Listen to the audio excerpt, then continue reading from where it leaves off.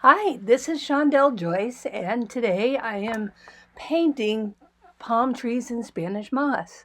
I'm starting off by using the rule of thirds and lightly sketching the shapes of these cypress trees and the swamp in the background. You can see according to the photo. I'm working from back to front. So I'm putting in what's behind the trees first, which is the sky.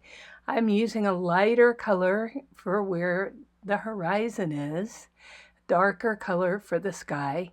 The color I just put on is more of a transition between the yellow and the blue so as not to make green up in the sky.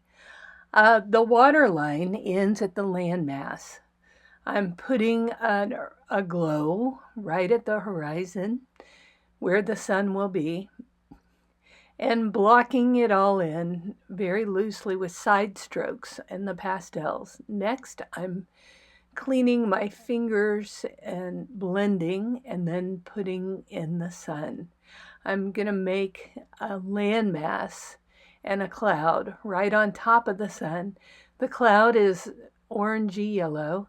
The sun is reflected in the water along with that orangey yellow color. That color in paint would be cadmium yellow medium. Next, I'm going on top of it with the lemon yellow. And the lemon yellow helps to warm it up and lighten it up. Now I'm using a hard pastel to make the landmass and some of the clouds. This is bright red. So the bright red shows some of the land. The pink is, or mauve, is more of a cloud in front of the sun. I want to make this a very dramatic sunset back behind these trees. I've only indicated roughly where those trees will be. So I'm putting the clouds very low and flat on the horizon. The landmass is in red. This shows the sun reflecting. It warms it up. I'm using some brownish purple for the land as well, and a little bit of yellow to warm up just the edge of that spit of land. It may seem awkward to work from the back to the front, but in landscape painting, that's often done. I'm using a ruler to get my horizon as straight as possible.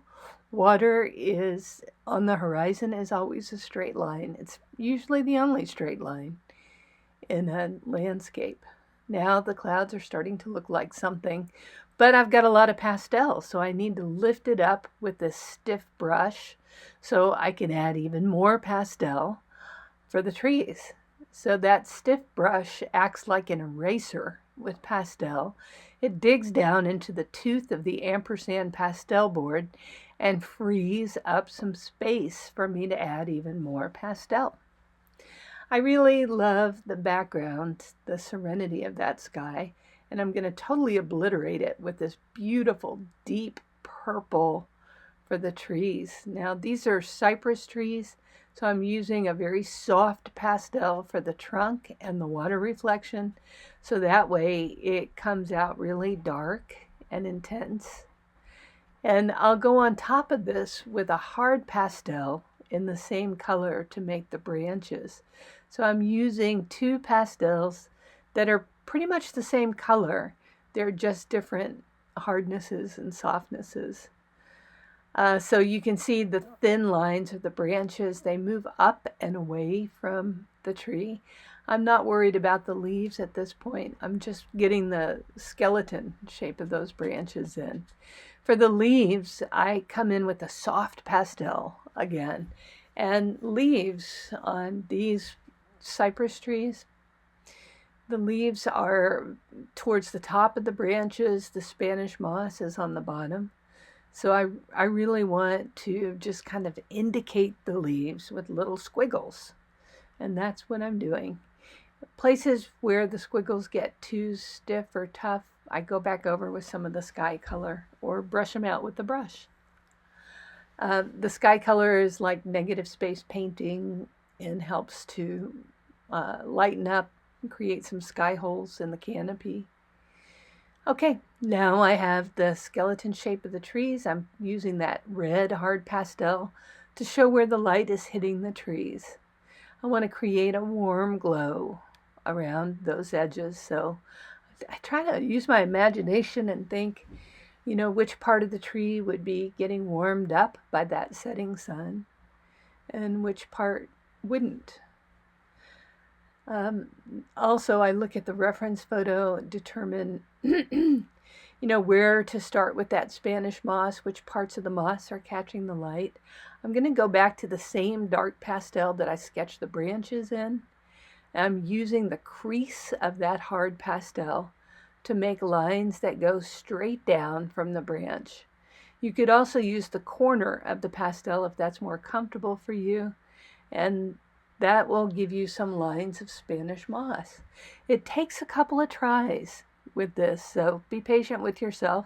Maybe try on a scrap piece of paper first. But once you get the hang of it, you'll be doing Spanish moss like a native Floridian. Right now, I'm getting some of the Spanish moss on the branches all the way to the left and not the main branches. So that way, if I screw up, it's not as obvious.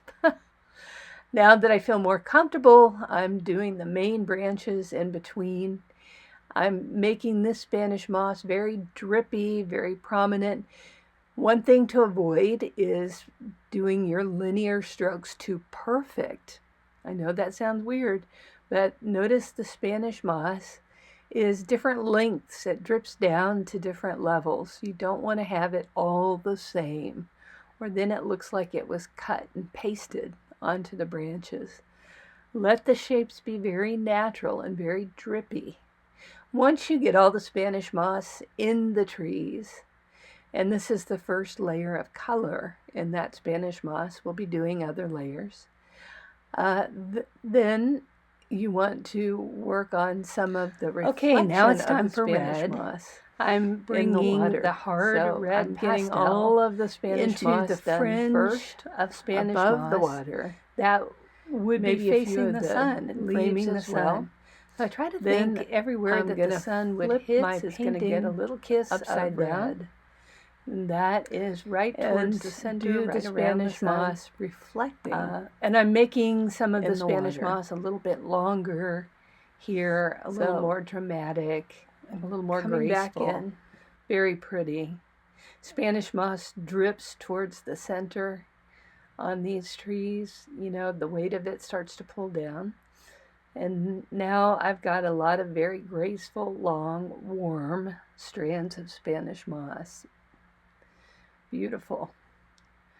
I've also brought that red through the whole composition.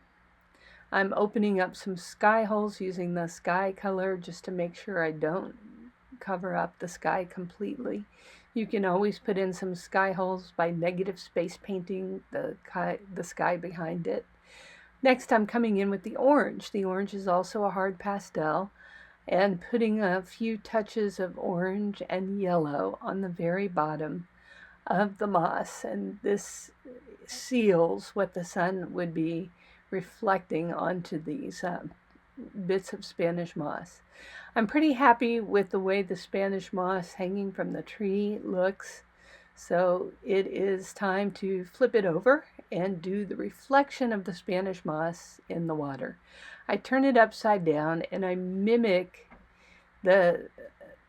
or mirror the shapes of the branches and the shapes of the moss.